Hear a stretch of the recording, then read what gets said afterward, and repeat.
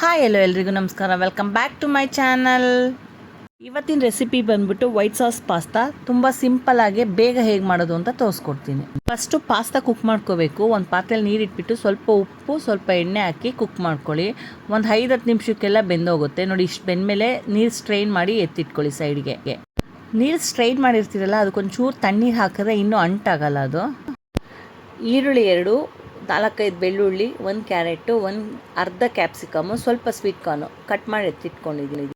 1-2 ಸ್ಪೂನಷ್ಟು ಆಯಿಲು ಇದ್ದರೆ ಬೆಣ್ಣೆ ಯೂಸ್ ಮಾಡಿ, ಇಲ್ಲಾಂದರೆ ಬರೀ ಆಯಿಲಲ್ಲೇ ಮಾಡ್ಬೋದು. ಎಣ್ಣೆ ಕಾಯ್ದಮೇಲೆ ಸ್ವಲ್ಪ ಜೀರಿಗೆ, ಬೆಳ್ಳುಳ್ಳಿ ಮತ್ತು ಈರುಳ್ಳಿ ಮತ್ತು ಹೆಚ್ಚಿಟ್ಕೊಂಡಿರೋ ತರಕಾರಿ ಎಲ್ಲ ಮಿಕ್ಸ್ ಮಾಡಿ ಬೇಯಿಸ್ಕೊಳ್ಳಿ. ಅದು ಚೆನ್ನಾಗಿ ಫ್ರೈ ಆಗಲಿ. ಎಣ್ಣೆಲೇ ಬೇಯುತ್ತೆ. ಸ್ವಲ್ಪ ಉಪ್ಪು ಹಾಕ್ಕೊಳ್ಳಿ ಅದಕ್ಕೆ. ನಿಮಗೆ ತರಕಾರಿ ಬೇಕಿದ್ರೆ ಹಾಕ್ಕೋಬೋದು, ಇಲ್ಲಾಂದರೆ ಇಲ್ಲ, ಆಪ್ಷನಲ್ ಅದು. ಮತ್ತು ಆ್ಯಡ್ ಮಾಡಿದ್ರೆ ಕ್ವಿಕ್ಕಾಗಿ ಬೇಯುವಂಥ ತರಕಾರಿ ಆ್ಯಡ್ ಮಾಡ್ಕೊಳ್ಳಿ. ಬರೀ ಆಯಿಲಲ್ಲಿ ಕುಕ್ ಆಗೋದ್ರಿಂದ ಈಸಿಯಾಗಿ ಬೇಯುವಂಥದ್ದು ಹಾಕ್ಕೋಬೇಕು. ಚಿಲ್ಲಿ ಫ್ಲೇಕ್ 1 ಸ್ಪೂನು ಮತ್ತು ಆರ್ಗೆನೋ 2 ಹಾಕ್ತಾಯಿದ್ದೀನಿ. ಅರ್ಧ ಸ್ಪೂನ್ ಹಾಕ್ತಾಯಿದ್ದೀನಿ ಆರ್ಗೆನೋ. ಸ್ವಲ್ಪ ಪೆಪ್ಪರ್ ಪೌಡರು ಮತ್ತು ಟೇಸ್ಟ್ ತಕ್ಕನಾಗೆ ಸಾಲ್ಟು ನಾನು ಅರ್ಧ ಸ್ಪೂನಷ್ಟು ಹಾಕಿದ್ದೀನಿ.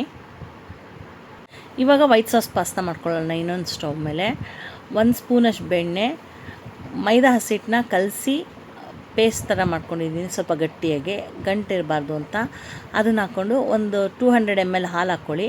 ಮತ್ತು ಬೇಕಾಗಿರೋಷ್ಟು ನೀರು ಹಾಕ್ಕೊಳ್ಳಿ. ಅದು ಒಂದು ಕುದಿ ಕುದ್ಮೇಲೆ ನಾವು ಇವಾಗ ಏನು ರೆಡಿ ಮಾಡ್ಕೊಂಡಿದ್ವಿ ತರಕಾರಿದು ಒಗ್ಗರಣೆ ಮಾಡಿ, ಅದನ್ನು ಹಾಕಿ ಮಿಕ್ಸ್ ಮಾಡ್ಕೊಳ್ಳಿ. 1-2 ನಿಮಿಷ ಕುಕ್ ಮಾಡ್ಕೊಳ್ಳಿ ಇದು ಹಾಕ್ಕೊಂಡು.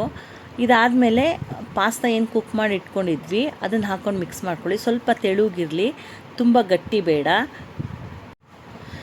2-3 ನಿಮಿಷ ಕುಕ್ ಮಾಡ್ಕೊಳ್ಳಿ ಪಾಸ್ತಾ ಹಾಕ್ಕೊಂಡ್ಮೇಲೆ ಸಾಕು, ಜಾಸ್ತಿ ಬೇಡ. ಮತ್ತು ಕನ್ಸಿಸ್ಟೆನ್ಸಿ ನೋಡ್ಕೊಳ್ಳಿ, ನಿಮಗೆ ತೆಳುನೇ ಇರಬೇಕು. ಮತ್ತು ಚೀಸ್ ಸ್ಲೈಸ್ ಇದ್ದರೆ ಹಾಕ್ಕೊಳ್ಳಿ, ಅದೊಂಥರ ಚೆನ್ನಾಗಿ ಬರುತ್ತೆ. ನಾನು ಸ್ವಲ್ಪ ಆ್ಯಡ್ ಮಾಡ್ಕೊತಾ ಇದ್ದೀನಿ ಚೀಸ್ನ. ಚೀಸ್ ಹಾಕೋದ್ರಿಂದ ನಿಮಗೆ ಎಕ್ಸ್ಟ್ರಾ ಟೇಸ್ಟ್ ಆ್ಯಡ್ ಆಗುತ್ತೆ. ಅದು ಚೀಸಿ ವೈಟ್ ಸಾಸ್ ಪಾಸ್ತಾ ಥರ ಬರುತ್ತೆ, ತುಂಬ ಚೆನ್ನಾಗಿರುತ್ತೆ ನೋಡಿ. ಆಮೇಲೆ ಇನ್ನೇನು ಸರ್ವ್ ಮಾಡೋವಾಗ ಮುಂಚೆ ಸ್ವಲ್ಪ ಚೀಸ್ನ, ನಾನು ಬ್ಲಾಕ್ ಚೀಸ್ನ ತುರಿದು ಹಾಕ್ತಾಯಿದ್ದೀನಿ. ಇಷ್ಟೇ ವೈಟ್ ಸಾಸ್ ಪಾಸ್ತಾ ಸವಿಯಲು ಸಿದ್ಧ. ರೆಸ್ಟೋರೆಂಟ್ ಸ್ಟೈಲು ತುಂಬ ಟೇಸ್ಟಿಯಾಗಿರುತ್ತೆ. ಈ ವಿಡಿಯೋ ಇಷ್ಟ ಆಗಿದ್ರೆ ಲೈಕ್ ಮಾಡಿ, ಶೇರ್ ಮಾಡಿ ಮತ್ತು ಸಬ್ಸ್ಕ್ರೈಬ್ ಮಾಡಿ.